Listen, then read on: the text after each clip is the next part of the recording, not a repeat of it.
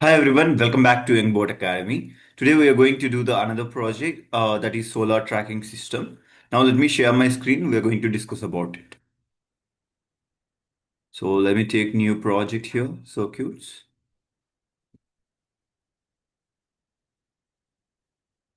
So for this project, we need two LDR sensors, nothing but photoresistors and one servo motor, Arduino breadboard. Now let me try to do it. So first thing we should take an Arduino board, then we should take a breadboard. After that, we should take two photoresistors. This one, photoresistor is something that which will, detects the light around it. So I have taken two photoresistors and now I'm going to take one servo motor. And after taking the servo motor, we should rotate it horizontally. So now let's see. So this is how we should keep it. Now we need three 5 volts, one for servo, two for sensors. So we don't have three 5 volts on Arduino, we have only one. That's why let's connect 5 volt to plus line. And now we should connect 5 volt to the plus line and we should connect the first terminal of the photoresistor to plus line. Second photoresistor's first terminal also I'm connecting to plus line. And then servo motors power pin, that is nothing but voltage pin, that also I'm connecting to plus line. I'm done with voltage connections. Let's change everything into red. All the voltage connections into red.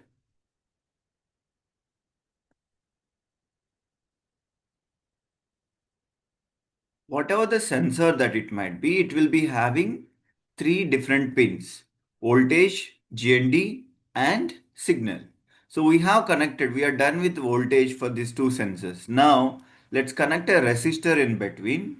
You see where I am connecting the resistor? It is exactly in between the top line to bottom line and that to second terminal of the photoresistor. And same thing we should connect it here.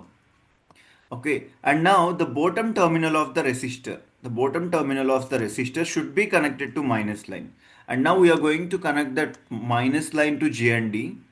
After this, I'm done with two sensors, resistors are connected to minus line. Now the minus line is going to be connected with GND. Done with this.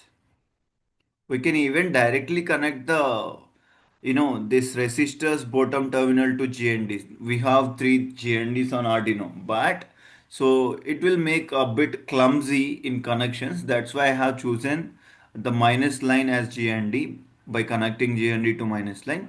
Now you see the servo motor ground pin also I'm connecting to minus line. I'm done with all GND connections. Now let's connect the signal pins. So first of all, servo motor signal pin I'm connecting to pin number 2. As it is a signal pin, you can connect, you can, choose red or orange, sorry, orange or yellow. So I'm connecting to orange. I'm changing to orange. Now here, let me connect this one to pin number 3. Done. So let me connect this one. This is also a signal pin. Let me connect this one. Just above the resistor, you should connect. Just above the resistor. In between photoresistor and resistor, there will be a gap right here. So that you should connect. Okay. So we are done with all the connections. Now let's start doing the coding part. Yeah. Click on code. Click here. Change it to text. The first thing is let's remove unnecessary code that which we don't need. Yeah. You see here. First, in this project, we have used a servo motor.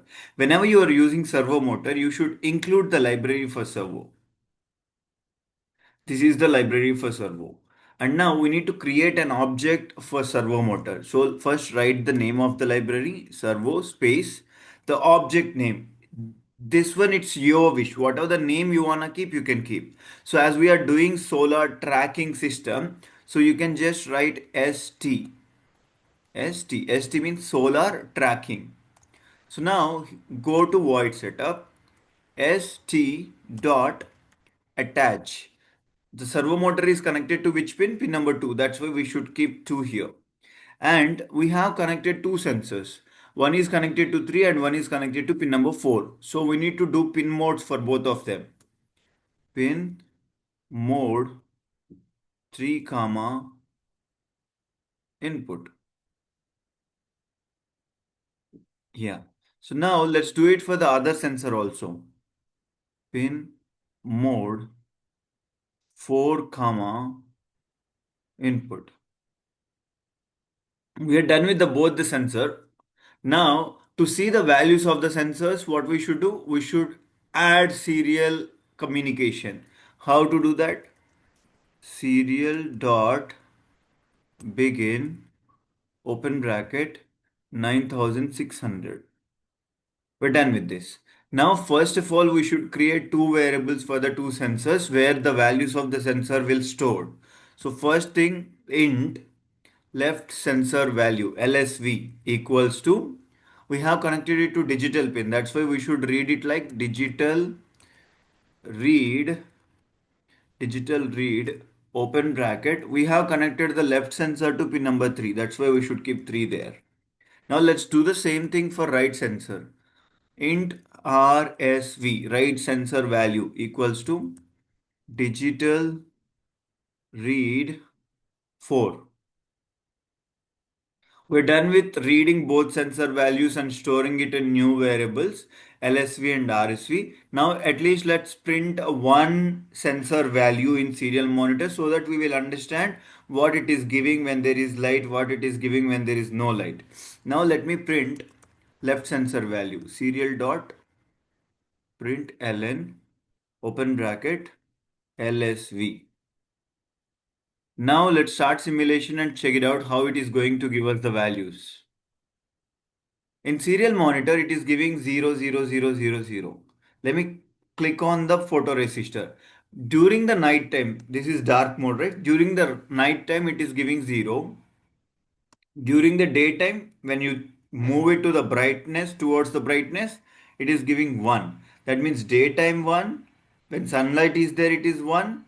If there is no sunlight, it is 0. I hope you understood. Now, based on these conditions, based on these values, let's write conditional statements, if else conditions. Okay, let's go to here. If open bracket LSV equals to 1, that means left sensor is having light. If left sensor is having light, st dot right 0 degrees. Let's rotate the servo motor to 0 degrees. Else if right sensor is having light, that means RSV equals to 1. Then rotate the servo motor to 180 degrees. St dot right 180 degrees. Now else, that means if both sensors are having light or if both sensors are not having light, in these two situations, you should turn the servo motor to 90 degrees. We are done with the coding part. Okay. So now just give me a second. It's already small. So now you see, I'm just like dragging it, sorry, moving it down so that you can see the complete code. Why? Because while you are doing, you should not get any mistake or you should not miss out any code, right? That's why I was dragging it down. Now for you, I'm going to make it up. So this is the entire code. Okay, if you want, we'll do one small thing. Now you can see the entire code in one screen. Okay, so now let's try to simulate it and we will check how it is going to work. One second. So I started simulation. Both sensors are not having light. That is why it is in the middle, 90 degrees. Now when I move this one right side, you see it turned 180 degrees. When I keep it back and move this side, it is turning opposite side and that means it will go to 0 degrees.